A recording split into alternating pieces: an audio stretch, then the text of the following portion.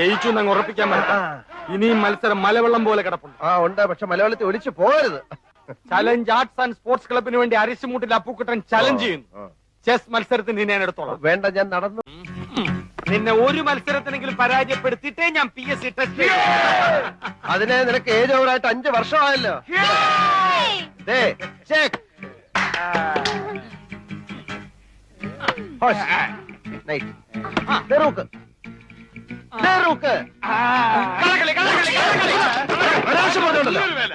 സമ്മതിക്കാൻ ഒരു അന്തസ് വേണം. ഞാൻ നോക്കുന്നത് നീ